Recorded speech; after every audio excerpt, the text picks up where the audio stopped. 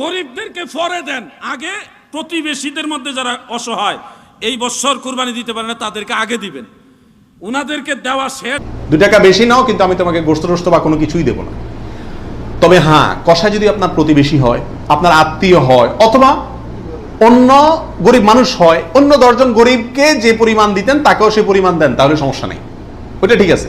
কিন্তু অন্য গরিবদেরকে দেন আধা কেজি করে, তারা দেন 5 কেজি, সমস্যা আছে। কুরবানির গোশত 3 দিনের বেশি খাওয়া যাবে না, এটা তো সহিহ হাদিস। এটা সহিহ হাদিস, হাদিস ঠিক আছে, কিন্তু এটা মানসুখ হাদিস। এক সময় মুসলমানদের মাঝে ধনীর সংখ্যা কম ছিল, কুরবানি দাতার সংখ্যা কম ছিল। তো ওই সময় নবীজি বিধান দিলেন, তোমরা 3 দিনের বেশি কুরবানির গোশত খাবে না। ধরেন আমার এই দাদু ভাই কুরবানি দিছে, উনি ধনী টাকাওয়ালা মানুষ, বাকিরা গরিব। এখন উনি যদি 3 দিনের ভিতরে পুরাটা গরু খাইতে পারবো? আস্তে একটা উট কুরবানি দিছে, উনি এই 3 দিনের মধ্যে খাইতে পারবো? বাধ্য হইয়া সবারে লইয়া খাইতে হইব। আল্লাহর হাবিব রাসূল করিম সাল্লাল্লাহু আলাইহি সাল্লাম ওই 3 দিন বাইন্ডিং করলেন যে তুমিও খাও, সবারে লইয়া খাও, যেন 3 দিনের মধ্যে সবাই পায়, সবাই পায়, গরিবরাও যেন ভাগ পায়। যখন উম্মতের মাঝে ধনীদের সংখ্যা বাড়ছে, কুরবানি দাতার সংখ্যা বাড়ছে, তখন নবীজি বলছে এখন থেকে তোমরা যতদিন পারো কুরবানির গোশত রেখে খেতে পারো। কিন্তু আবার নবীজি বলছে তোমরা 3 ভাগ করে দিবা, 1 ভাগ তোমার নিজের, আর 1 ভাগ নিজের আত্মীয় স্বজনের, আত্মীয় স্বজন মধ্যে যারা গরিব তাদের, আর 1 ভাগ হলো যারা ফকির মিসকিন তাদের। শুনেন, আপনাদের একটা অনুরোধ করি, সামনে কুরবানি আসতেছে, কুরবানি যারা দিবেন আল্লাহর ওয়াস্তে কথাটা মনোযোগ দিয়ে শুনেন। কুরবানির গোশত গরিবদেরকে দেওয়ার আগে আপনার আত্মীয় স্বজন এবং প্রতিবেশী যারা যারা কুরবানি দিতে পারে নাই, কিংবা গত বছর দিছে এইবার দিতে পারে নাই, সবার আগে এই মানুষগুলিকে কুরবানির গোশত দিবেন।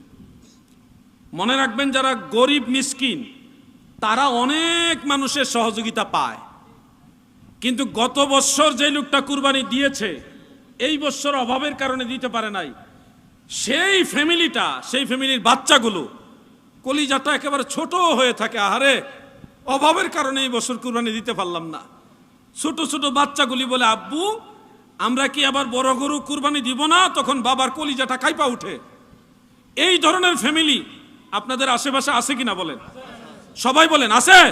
তাহলে আল্লাহর ওয়াস্তে গরিবদেরকে পরে দেন, আগে প্রতিবেশীদের মধ্যে যারা অসহায় এই বছর কুরবানি দিতে পারে না তাদেরকে আগে দিবেন, উনাদেরকে দেওয়া শেষ হইলে গরিবদেরকে বহু মানুষে দেয়, গরিবদেরকে আপনারা দিবেন। আমার এই কথাটা কি বুঝতে পারছেন? কথাটা কি বুঝতে পারছেন? এই কথাটা মানবেন, এটা সুন্নত তরিকা। দয়াল নবীজি 3টা ভাগ করার কথা বলেছেন, এটা সহিহ হাদিসের মধ্যে আছে। সে 3 ভাগের মধ্যে প্রথম ভাগটা তো আপনার নিজের, আর দ্বিতীয় ভাগটা হলো পাড়া প্রতিবেশী আত্মীয় স্বজনের যারা কুরবানি দিতে পারে নাই, আর 3 নম্বর ভাগটা হলো গরিব মিসকিনের। আমরা 3 নম্বরটাই গুরুত্ব দেই বেশি, 2 নম্বর যে ভাগটা এটা আমরা অনেকেই খেয়াল করি না। অবশ্যই আপনারা খেয়াল করবেন। আল্লাহ তাআলা সবাইকে বোঝার তৌফিক দেন, বলেন আমিন। বিয়ের অলিমার গোশত সংগ্রহের জন্য কোরবানি করা জায়েজ আছে কিনা? হাজী সাহেবদের জন্য দেশে কোরবানি করা জরুরি কিনা? ঋণগ্রস্ত ব্যক্তির জন্য কোরবানি দেওয়া উত্তম নাকি ঋণ দেওয়া উত্তম? কোরবানির টাকা অন্য কেউ যদি দিয়ে দেয় তাহলে কোরবানি হবে কিনা? কয়েকজন মিলে 1 ভাগ কোরবানি দিতে পারবে কিনা? মা বাবা, স্ত্রী, বড় ভাই, এদের কাউকে খুশি করার জন্য কারোর পক্ষ থেকে, সমাজে বলে কারোর নামে, কোরবানি দেওয়া যাবে কি যাবে না? রাসূল করিম সাল্লাল্লাহু আলাইহি সাল্লামের পক্ষ থেকে কোরবানি দেওয়া যাবে কিনা? কোরবানির ভাগীদারদের মধ্যে কারো ইনকাম হারাম অথবা উদ্দেশ্য অসৎ, গোশত খাওয়ার উদ্দেশ্য, নারী বুড়ি, এটা অনেক সময় নিজেরা সাফ করতে কষ্ট হয় বা পারে না, তখন কাউকে দিয়ে সাফ করায়। সাফ করানোর পরে বলে সাফ করে দিবা, তুমি অর্ধেক নিবা, আমাদেরকে অর্ধেক দিবা। এরকম হয় কি হয় না? তাকে নারী বুড়ির অংশ দিলেন অথবা পশুর গোশতের অংশ দিলেন, এটা জায়েজ আছে কিনা?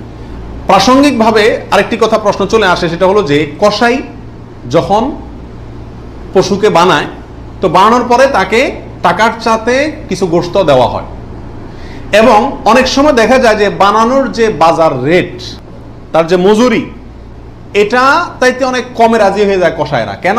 কারণ তারা জানে গোশত 5 কেজি দিলেই তো 2-2.5 হাজার টাকা এসে গেল, অতএব এক্ষেত্রে যদি আমাকে টাকা একটু কম দেয় অসুবিধা নাই। এই ভুলটা ঘরে ঘরে হয়ে থাকে। কোরবানির পশু যারা বানায় সে কসাইদেরকে গোশত দেয় না, এমন মানুষ সারা বাংলাদেশে খুঁজে কয়জন পাওয়া যাবে আমার সন্দেহ আছে। কোরবানির মধ্যে সবচেয়ে বড় দাগের ভুলগুলোর ভিতরে এটা অন্যতম। এভাবে যদি কেউ করে তাহলে এটা বড় ধরনের ভুল। কোরবানি হওয়া না হওয়া নিয়ে টান দিবে। নবী আলাইহিস সালাম পরিষ্কার ভাষায় বলেছেন যে তোমরা কসাইকে, জাজ্জারকে কোরবানির পশুর কোনো কিছু দিবা না, তাকে আলাদা টাকা দিবা, তার মজুরি যেটা সেটা দিবা। কেন তাকে পশুর কিছু দেওয়া যাবে না? এই জন্য দেওয়া যাবে না যে এই পশুটা আপনি জবাই করছেন কার জন্য? আল্লাহর জন্য। এটার মালিক কে? মূলত আল্লাহ। যেহেতু আল্লাহ খায়ও না পরেও না, আল্লাহর জন্য কিছু দিলে আল্লাহ বলেন আমার পক্ষ থেকে গরিবকে দিও। এটা হলো আল্লাহ সিস্টেম। কিন্তু কোরবানির ক্ষেত্রে শুধু ব্যতিক্রম, আল্লাহ বলেছেন ঠিক আছে আমার জন্য দিছো, সবকিছুই গরিবকে দিতে বলি, এটা তোমার খাইতে দিলাম আমি। আল্লাহ আমাকে কি করছেন? খাওয়ার সুযোগ দিছেন। এখন আমি যদি এটা বিক্রি করি বা কোনো কিছুর বিনিময়ে কাউকে দেই তাহলে সেটা কি হবে না? জায়েজ হবে না। কোরবানির পশুর গোশত যদি আপনি জাজ্জারকে দেন, কসাইকে দেন, তাহলে কেমন জন্য আপনি তার পরিশ্রমের বিনিময়ে তাকে এই অংশটা তাকে বিনিময় হিসাবে দিলেন, পারিশ্রমিক হিসাবে দিলেন, তাহলে এটা বিক্রি করার মতো হয়ে গেল। এই জন্য কি হবে না? এটা জায়েজ হবে না। কসাইকে শুরুতে সাপ বলে দিতে হবে যে ভাই গোশত পাবা না, কত টাকা নিবা সাপ বলো, তুমি সে আশা করে বসে থাকিও না, 2 টাকা বেশি নাও কিন্তু আমি তোমাকে গোশত টোস্ত বা কোনো কিছুই দেবো না। তবে হ্যাঁ, কসাই যদি আপনার প্রতিবেশী হয়, আপনার আত্মীয় হয়, অথবা অন্য গরিব মানুষ হয়, অন্য 10 জন গরিবকে যে পরিমাণ দিতেন তাকেও সে পরিমাণ দেন, তাহলে সমস্যা নেই, ওইটা ঠিক আছে। কিন্তু অন্য গরিবদেরকে দেন আধা কেজি করে, তারা দেন 5 কেজি, সমস্যা আছে। কারণ 4.5 কেজি আপনি কেন দিলেন? তাকে কাটছে সেজন্য, এটা বিনিময় হয়ে যাচ্ছে, এই জন্য এটা করা যাবে না। অতএব নারী বুড়িও যদি কেউ সাফ করে তাকেও কি দেওয়া যাবে না? ওই নারী বুড়ির সাফের বিনিময়ে নারী বুড়ির অর্ধেক বা গরুর কোনো অংশ তাকে দেওয়া যাবে না। সাফ করলে সাফের বিনিময়ে তাকে ক্যাশ টাকা দিয়ে দিবেন। কথা বুঝতে পারছি? নারী বুড়ি যদি দিতে হয় তাহলে গরিব মানুষ হিসাবে দিলেন, সেটা ভিন্ন কথা, কিন্তু এজ এ তার কাজ পারিশ্রমিক হিসাবে কি করতে পারবেন না? দিতে পারবেন না। এটা বহুলের ভিতরে একটা, এবং এটা প্রচুর পরিমাণে মানুষকে সচেতন করা দরকার ব্যাপারে। কোরবানির ভাগিদারদের মধ্যে কারো ইনকাম হারাম অথবা উদ্দেশ্য অসৎ, গোশত খাওয়ার উদ্দেশ্য আছে না? নেই? কোরবানি না দিলে ছেলে মেয়েগুলা কার দিকে চেয়ে থাকবে, কোরবানি না দিলে নতুন আত্মীয় তারা কি বলবে, ব্যয়ের বাড়িতে রান কেমনে পাঠাবো, এরকম অনেক উদ্দেশ্য থাকে কি থাকে না? সারা জীবন দিয়ে আসছি, এবছর না দিলে সমাজে মুখ থাকে না, মানুষ কি বলবে, এই মানসিকতা নিয়ে কোরবানি অনেকে দেন না? এরকম যদি কেউ আপনার ভাগিদারদের মধ্যে, অংশীদারদের মধ্যে থাকে, অথবা কেউ যদি কোরবানি করে তার ইনকাম হারাম, আর সে হারাম ইনকাম থেকেই দেয়, অনেকের হারামও আছে হালালও আছে, সুদও খায় ঘুষও খায় আবার বেতনও আছে হালাল, তাহলে সেটা ভিন্ন। একজনে কোরবানির পশুতে হারাম ইনকাম ইনভেস্ট করছে আপনি জানেন, অথবা তার উদ্দেশ্য অসৎ, তাহলে এই পশুতে আপনি এবং আরো যে কয়জন অংশগ্রহণ করবে কারোর কোরবানি হবে না। এই জন্য অংশীদার এবং কোরবানির ভাগী নেওয়ার ক্ষেত্রে বহু হিসাব নিকাশ করে নিতে হবে। যে ব্যক্তি গোশতের ধান্দায় বা অন্য কোনো ধান্দায় করে তাকে ভাগীদার নেওয়া যাবে না। কথা বুঝে আসছে? নিতে হবে যে শুধুমাত্র আল্লাহ সন্তুষ্ট করার জন্য, আল্লাহর সন্তুষ্টির জন্য যে কোরবানি করে তাকে, এবং সরাসরি হারাম টাকা ইনভেস্ট না করে ওই ব্যক্তিকে, যার ইনকাম হালাল, এরকম ব্যক্তিকে ভাগীদার হিসেবে নিতে হবে। আর না হলে ভাগী দেওয়ার দরকার নাই, একা একাই দিতে হবে। আল্লাহ তৌফিক দান করুন। হলো রাসূল করিম সাল্লাল্লাহু আলাইহি সাল্লামের পক্ষ থেকে কোরবানি দেওয়া যাবে কিনা। আমাদের দেশে প্রচুর পরিমাণে মানুষ রাসূল করিম সাল্লাল্লাহু আলাইহি সাল্লামের পক্ষ থেকে কি দেয়? কোরবানি দিয়ে থাকে। এর উত্তর হলো রাসূল আকরাম সাল্লাল্লাহু আলাইহি সাল্লামের নামে উম্মত হিসাবে আপনি তার পক্ষ থেকে কোরবানি দিতে পারবেন। নবী আলাইহিস সালাম নিজেও কোরবানি দিয়েছেন তার উম্মতদের পক্ষ থেকে। তবে মৃত ব্যক্তির নামে কোরবানি দেওয়ার ক্ষেত্রে জীবিত ব্যক্তির সাথে মিশিয়ে দেওয়া, মিক্স করে দেওয়া, জীবিত ব্যক্তির সাথে অধীনস্থ করে মৃত ব্যক্তির নাম যোগ করা বা তার পক্ষ থেকে দেওয়া, এটা হলো সবচেয়ে ঝামেলামুক্ত এবং মতপার্থক্যের ঊর্ধ্বে উঠা। কথা বুঝতে পারছি? শুধুমাত্র মৃত ব্যক্তির নামে স্বতন্ত্র কোরবানি না দিয়ে জীবিত ব্যক্তির নিজের নামের সঙ্গে মৃত ব্যক্তিকে যুক্ত করে দিলেন, এই মতটাই হলো সবচাইতে সতর্কতামূলক মত এক্ষেত্রে, মৃত মানুষের পক্ষ থেকে কোরবানি দেওয়ার ক্ষেত্রে। মা বাবা, স্ত্রী, বড় ভাই, এদের কাউকে খুশি করার জন্য কারোর পক্ষ থেকে, সমাজে বলে কারোর নামে, কোরবানি দেওয়া যাবে কি যাবে না? উত্তর হলো না। এটা রিয়া, লৌকিকতা, মানুষ দেখানো, এটা শিরকে আসগর। আমাদের সমাজে একটা সমস্যা দেখা দেয় কোরবানির সিজন আসলে। কথার কথা, একটা পরিবারে আপনি একটা গরুতে একটা অংশ কোরবানি দিবেন অথবা ছাগল কোরবানি দিবেন, সেক্ষেত্রে মা চায় যে আমার নামে দেখ, মানে আমার পক্ষ থেকে দেখ, বাপে চায় যে আমার পক্ষ থেকে দেখ। এখন ছেলে চিন্তা করে কারে খুশি করব। অনেক সময় স্ত্রী স্বামী দুজনের ভিতরে চায় যে আমার নামে দেখ, বড় ভাইয়ের নামে না দিলে বড় ভাই মুখ কালো হয়, এই জন্য কার নামে দিবে এটা নিয়ে এক ধরনের হেজিটেশনে মানুষ ভুগে। এক্ষেত্রে অনেক সময় অংশ বাড়ায় দেয় শুধু মাকে খুশি করার জন্য, যে ওনার নামেও কি করলাম, একটা দিলাম। এটা এক ধরনের রিয়া বা লৌকিকতা। যদিও যদি সওয়াবের উদ্দেশ্যে থাকে যে উনি ভালো কাজ করতে চান, সেই হিসাবে ওনাকে আমি ভালো কাজে সহায়তা করলাম, তাহলে ভিন্ন কথা। কিন্তু সাধারণত এই চিন্তাটা খুব কমই থাকে। এই জন্য কাউকে খুশি করার টার্গেটটা কোরবানিতে থাকা উচিত না। আর মা বাবা বা অন্যদেরও মনে রাখা উচিত, যার সামর্থ্য আছে সে দিবে, যে মূল কর্তা সে দিবে। এক্ষেত্রে আমার নামে দিল না, অমুকের নামে দিল না, অমুকের পক্ষ থেকে দিল না, এই জন্য মন খারাপ করা তাদেরও উচিত না, এটা বোকামি।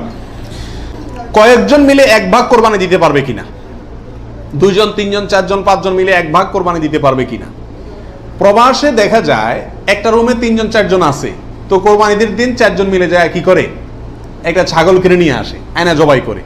তো 4 জন মিলে যদি একটা ছাগল দেয়, অথবা একটা অংশ গরুতে হোক অথবা ছাগলে হোক, কোরবানিতে যদি একাধিক ব্যক্তি যদি এক অংশ দেয়, কোরবানি হবে? হবে না। একটা অংশ একজন দিবে, সেখানে কয়েকজন যদি সেখানে অর্থায়ন করে, কয়েকজন ভাগ বসায়, আর এক অংশ কয়েকজন মিলে দেয়, তাহলে কি হবে না, কোরবানি হবে না, ওটা গোশত খাওয়া হবে। প্রবাসে যারা, যেসব ভাইয়েরা, লক্ষ লক্ষ ভাইয়েরা প্রবাসী আছেন, দেখা যায় যে 5 জন 6 জন 7 জন একটা রুমে আছেন, তো তারা সবাই মিলে একটা ছাগল কিনে এনে গোশত খান, কোরবানি তাদের উদ্দেশ্য থাকে না। আমি তাদেরকে অনুরোধ করব যে আপনারা কেন একটা পদ্ধতি অবলম্বন করেন না, যাতে আপনাদের কোরবানির সওয়াব হবে, গোশতও খাওয়া হবে। সেটা হলো এই, আপনাদের 6 জনের মধ্যে সবাই টাকাটা একজনকে মালিক বানায় দেন, যে ভাই আপনি সিনিয়র মানুষ বা আপনি বড় ভাই, আপনাকে আমরা সবাই মিলে 100 করে 500 রিয়াল দিলাম, আপনি এই টাকা দিয়ে একটা ছাগল আয়না কোরবানি করেন। উনি ওনার জন্যই কোরবানি করলো, আপনারা সবাই টাকাটা দিলেন, তাহলে আপনারা যে সহায়তা করলেন সব পেলেন কি পেলেন না, আর ওনার কোরবানিটাও হয়ে গেল, গোশতও খাওয়া হয়ে গেল, একসাথে সবগুলা পাখি এক ডিলে মারা গেল। আর যদি সবাই ঈদের দিনই জবাই করবেন ছাগল, তাহলে কোরবানি কেন করবেন না? একটু চালাক হলেই কোরবানির সওয়াবটাও হয়ে যাচ্ছে, গোশত খাওয়াটাও হয়ে যাচ্ছে। প্রবাসী ভাইদের ভিতরে এই সমস্যাটা প্রকট, প্রচুর পরিমাণ দেখা যায়, যে 5-6 জন মিলে ছাগল কিনে কোরবানির নিয়ত কেউই করে না, অথবা সবাই মিলে কোরবানির নিয়ত করে, যার দুইটাই কি ভুল। কোরবানির টাকা অন্য কেউ যদি দিয়ে দেয়, তাহলে কোরবানি হবে কিনা? আমি গরিব মানুষ, আমি কোরবানি করতে চাচ্ছি, অথবা সামর্থ্যবান, আমাকে একজনে টাকা দিয়ে দিল যে আপনাকে একটা ছাগল দিয়ে দিলাম, অথবা আপনার ছাগলের টাকা দিয়ে দিল যে আপনি কোরবানি দিয়েন। আমার পক্ষ থেকেই কোরবানি দেওয়ার জন্য কেউ আমাকে টাকা দিয়ে সহায়তা করলো, হেল্প করলো, এতে আমার কোরবানি দিলে কোরবানি হবে কি হবে না? কি বলেন আপনারা? হবে।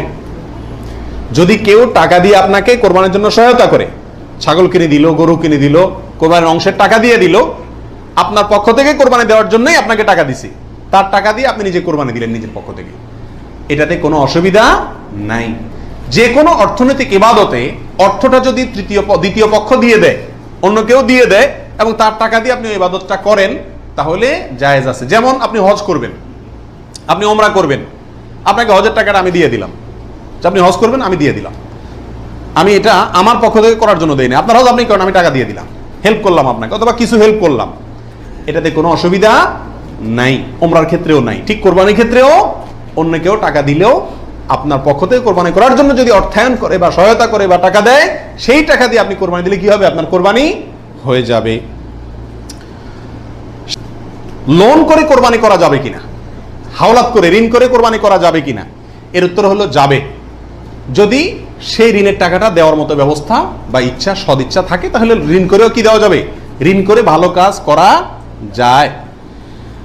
28 নম্বর প্রশ্ন হলো, ঋণগ্রস্ত ব্যক্তির জন্য কোরবানি দেওয়া উত্তম নাকি ঋণ দেওয়া উত্তম? উত্তর হলো ঋণ দেওয়া উত্তম, কারণ কোরবানির চাইতে তার জন্য ঋণের গুরুত্ব বেশি। সে যদি ঋণগ্রস্ত হয়, তার জন্য কোরবানি ইসলামী শরীয়তে তার জন্য কোরবানি না, তার জন্য ঋণ দেওয়া জরুরি। সে ঋণ পরিশোধ করবে, এরপরে টাকা থাকলে কোরবানি দিবে, না থাকলে কোরবানি দিবে না। কিন্তু আমাদের আজকাল অবস্থা হলো ঋণ থাকলেও আমরা কোরবানি দিই, কারণ না দিলে মুখ রক্ষা হয় না, ছেলে মেয়ে কার দিকে চেয়ে থাকবে, গোশত কোত্থেকে খাবে। অতএব এগুলা কোরবানি না, এগুলা নিছক গোশত খাওয়া এবং ফুর্তি। হাজী সাহেবদের জন্য দেশে কোরবানি করা জরুরি কিনা, যারা হজ করতে আসছেন তারা দেশে তাদের পক্ষ থেকে কোরবানি দিতে হবে কিনা, উত্তর হলো না। হাজী সাহেবরা যারা আসছেন তারা হজ করতে এসে হজের পরে তারা দমে শকর দিচ্ছেন, শুকরিয়া স্বরূপ যে দম দিচ্ছেন, যেটাকে আমরা কোরবানি বলি, এখানে দিচ্ছেন, তাদের জন্য দেশে তাদের পক্ষ থেকে আর কোরবানি দেওয়া কিনা জরুরি না। তাছাড়া তারা মুসাফির অবস্থায় মুসাফির ব্যক্তির জন্য কি দিতে হয় না, কোরবানি দিতে হয় না। বিয়ের অলিমার গোশত সংগ্রহের জন্য কোরবানি করা যায় আছে কিনা। আমাদের দেশে উল্লেখযোগ্য সংখ্যক বিয়ে হয়ে থাকে কোরবানিদের পরে। আপনারা খেয়াল করবেন, আগদ হয়তো আগে পরে হয়, খাওয়ান দাওয়ানের অনুষ্ঠান হয় কোরবানিদের পরে। আল্লাহ মাফ করুক, কোরবানির সময় তো গরু একটা এমনি জবাই করা লাগে, তো ওই সময় যদি অলিমার অনুষ্ঠানটা বা বৌভাতের অনুষ্ঠানটা করা যায় তাহলে তো ওই গোশত দিয়েই সারা যায়, গোশতের টাকাটা বেঁচে যায়। যদি কারোর এরকম উদ্দেশ্য থাকে তাহলে সেক্ষেত্রে তার কোরবানি হবে না।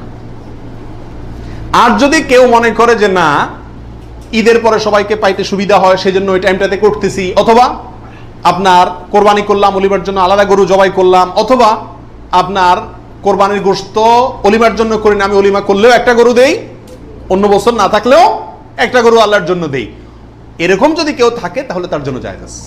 আর তা না হলে এই কোরবানির গোশত দিয়ে অলিমা সারা, অনুষ্ঠান সারা, এটা যদি ওই উদ্দেশ্যে করে তাহলে সেক্ষেত্রে এটা কোরবানি হবে না, বরং এটা এক ধরনের তামাশা হবে কোরবানির নামে।